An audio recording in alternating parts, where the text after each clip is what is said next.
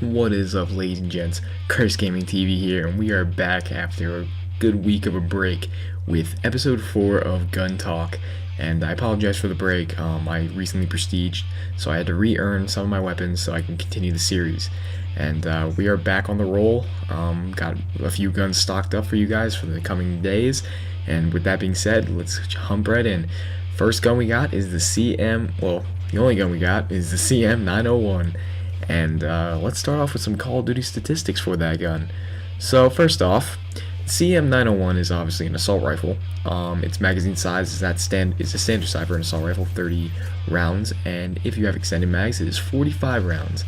It's unlocked at a later level, unlike the other ones that we've covered so far, at level 18, and its reload time is actually rather high. It's close to that of the Scar L, a little bit less, or I think no, a little bit more.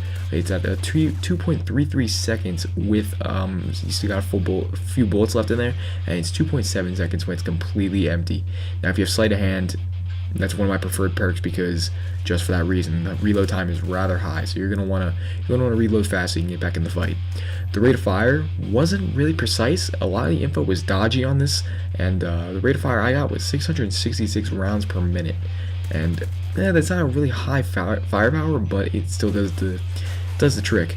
The range is 1200 units, which again, very dodgy because I had to go off the Scar L because it had no info on the range whatsoever. Its recoil, though, unlike the other assault rifles we've seen, is high, which definitely why you're going to want to use either kick or focus when you're using this gun. Definitely a silencer to reduce that recoil, that upward recoil. And its rate of fire is obviously automatic for most standard assault rifles. And its attachments are, that for the most standard assault rifles. You got the optics, which are the red dot sight, the ACOG, the holographic, and thermal, and the hybrid sight.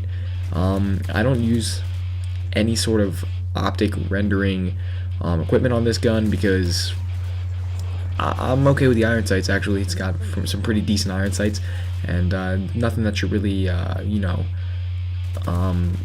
take away from your gameplay. The iron sights are rather well.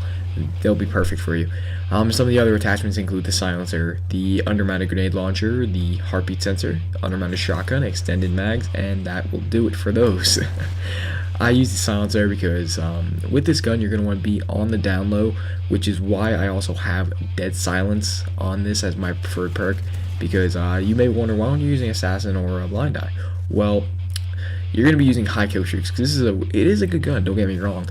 Take away its high recoil by using kick, and you've got a pretty powerful weapon.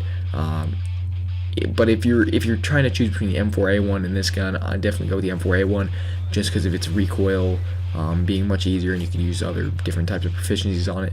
And if you compare the M4A1 with the CM901, it's pretty much no match. M4A1 is definitely the winning one.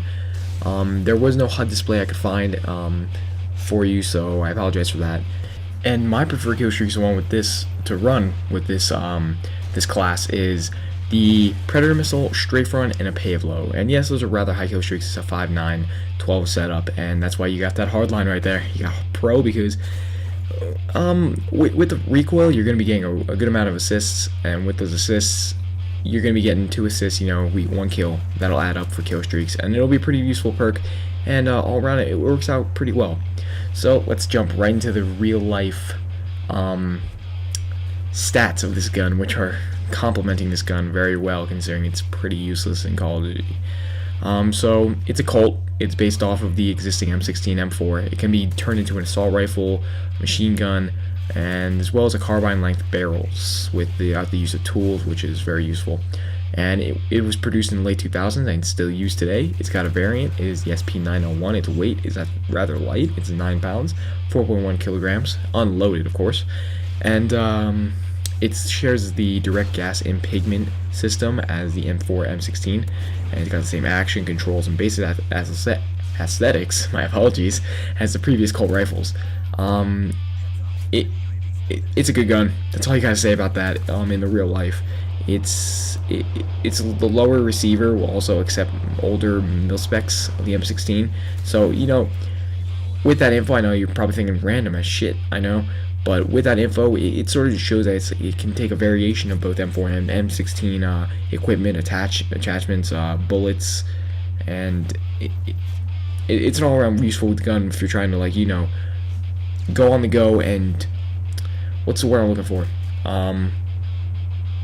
Combine, hybrid size. I know I just made that word up out of my ass, but if you're trying to like make like a hybrid weapon, you can take from the M16 M4 and use it in your CM901, and it works. It is really good. It definitely works for the gun. Anyway, guys, that was episode 4. Sorry it took so long to come out. Episode 5 will definitely come out much faster. Episode 5 will be the Type 95. Ooh, the infamous Type 95.